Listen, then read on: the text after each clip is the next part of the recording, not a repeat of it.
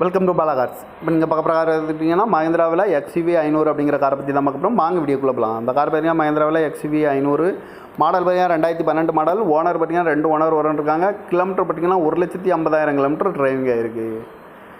ABS வந்துடும், air bag, alloy wheel, tyre point 70% நல்லாயிருக்கும் இருக்காங்க. வேரியன்ட் பார்த்தீங்கன்னா W8 அப்படிங்கிற வேரியன்ட் தான். இந்த காரோட ப்ரைஸ் என்ன சொல்கிறாங்கன்னா 6,50,000 சொல்கிறாங்க. ரேட்டு குறைக்கணும்னு சொல்லியிருக்காங்க. குறைச்சி பேசி இந்த காரை பைப்பிங்கன்னு சொல்லியிருக்காங்க. கார் பார்க்கணும் இடங்க பார்த்துட்டிங்கன்னா பவானிங்கிற இடத்துல தான் இந்த கார் பார்க்க முடியும்.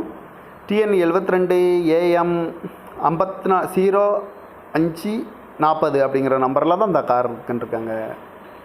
2012 மாடலு, 2 ஓனரு, கிலோமீட்டர் 150 ஓடி இருக்குது.